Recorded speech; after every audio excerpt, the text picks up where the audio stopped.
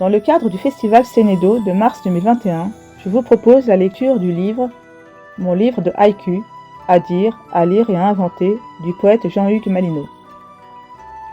Cet ouvrage m'a beaucoup inspiré pour le thème de mon atelier d'écriture et de création. Dans ce livre sont recueillis des haïkus d'un des 4 maîtres classiques du haïku japonais, le poète Basho Matsuo. Sont aussi édités des haïkus de poètes d'auteurs français contemporains, ainsi que des haïkus créés par des enfants que Jean-Hugues Malinaud a rencontrés lors de ses innombrables ateliers dans les écoles et les bibliothèques. Je vous propose de mettre en valeur vos haïkus en les suspendant à des furins japonais. Il s'agit d'une petite cloche traditionnellement fabriquée en verre, en métal ou en porcelaine que l'on accroche aux devantures des magasins, sur les bords des toits de maisons, aux arbres, aux fenêtres, aux balcons. Autrefois, il servait à se protéger des mauvais vents qui rapportaient des maladies graves grâce à un talisman suspendu à l'intérieur de la cloche. Aujourd'hui, c'est devenu un objet très populaire et décoratif. On dit qu'en été, lorsque l'on entend le tintement de ces cloches, on ressent une sensation de fraîcheur. Je vous propose de fabriquer une petite cloche inspirée des furins japonais. Pour fabriquer cette petite cloche, je vous propose 3 grandes étapes. Tout d'abord, l'écriture de votre haïku sur un carré de papier blanc ou de couleur d'environ 4,5 cm sur 7,5 cm. Ensuite, la décoration de la cloche qui sera représentée par un gobelet en papier blanc. Et enfin, le tansatsu qui est la girouette en papier où sera collé le haïku. Pour la réalisation de la cloche, il y a plusieurs étapes. Étape 1, prendre le gobelet en papier et l'illustrer selon ses goûts. Dessiner au feutre ce que vous voulez, soit un dessin ayant un rapport avec le haïku, soit un dessin libre. Étape 2, faire un petit trou au centre du fond du gobelet en appuyant doucement avec la mine du crayon. Étape 3, passer un fil de laine d'environ 60 cm à travers ce petit trou de façon à ce qu'il y ait un bout de ce fil, environ 30 cm, à l'intérieur du gobelet et un autre bout d'environ 30 cm à l'extérieur du gobelet. On a ainsi la moitié du fil à l'intérieur du gobelet et l'autre moitié à l'extérieur du gobelet. Étape 4.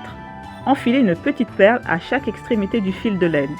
Poussez la perle jusqu'au bout de chaque côté, de façon à ce que chaque perle touche le fond du gobelet. On a ainsi une perle à l'intérieur du gobelet et une autre perle à l'extérieur du gobelet. Une fois les perles enfilées, faire un double nœud pour bloquer les perles, chacune de leur côté. Le fil de laine est ainsi stabilisé pour la suite du montage. Pour le fil situé à l'intérieur du gobelet, on ne s'en occupe plus jusqu'à la fin du montage. Pour le fil situé à l'extérieur du gobelet, on a plusieurs étapes. La première étape, avec le fil situé à l'extérieur, rajouter une perle un peu plus grosse sur la première, puis rajouter une deuxième petite perle et faire un nœud pour bloquer et stabiliser le tout. On se retrouve ainsi avec 3 perles superposées. La seconde étape, avec le reste du fil situé à l'extérieur, faire une boucle et un nœud pour obtenir une attache en forme de petit bracelet. Et enfin, à l'aide de la perforeuse, faire 2 trous opposés sur le bord du gobelet. Passez un fil de laine d'environ 40 cm dans chacun de ces trous. Pliez ce fil pour avoir 20 cm de fil de chaque côté du trou. Faire un double nœud pour bloquer les glissements de fil. Accrocher aux extrémités du fil de laine une rondelle en métal ou un grelot. Pour la finition de la girouette, nous réalisons un pompon. Pour faire ce pompon, il faut prendre un petit carré en carton de 2 cm x 2 cm. Il faut enrouler de la laine autour de ce carton, de haut en bas, et faire environ 10 tours. À l'extrémité supérieure du carré, passer un bout de laine entre le carton et la laine, serrer et faire un nœud. À l'extrémité inférieure du carré, on coupe au niveau des plis puis on retire le carton.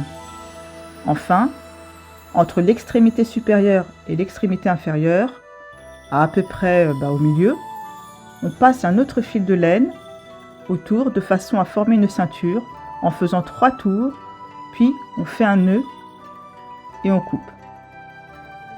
Ainsi, nous obtenons un joli pompon.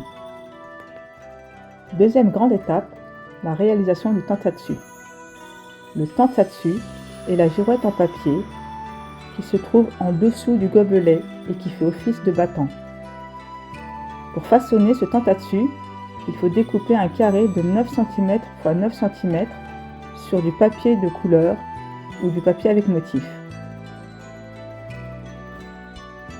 Puis, on perfore le côté supérieur et inférieur du carré en positionnant la perforeuse à 4,5 cm dans la longueur et à 0,5 cm des bords opposés du carré. Le trou est ainsi centré dans la longueur et pas trop bas du bord. Enfin, collez le haïku de façon centrée sur le carré. Troisième étape, l'assemblage. Désormais, vous avez en votre possession une petite cloche en papier illustrée et habillée de rondelles métalliques ou de grelots, ainsi qu'un tansatsu. Pour achever notre réalisation, il faut accrocher le tansatsu sur le fil qui se trouve à l'intérieur du gobelet en passant le fil à l'intérieur du trou supérieur du tansatsu. Ajustez la longueur du fil selon votre envie, de façon à ce que le tansatsu dépasse du gobelet et soit visible. Enfin, collez le haïku de façon centrée sur le carré. Enfin, attachez au trou inférieur du tansatsu le pompon ou un grelot. Voilà, votre carillon est terminé, vous pouvez le suspendre où bon vous semble. Sa mélodie vous procurera peut-être de la fraîcheur les jours de grosse chaleur cet été. Félicitations, à bientôt.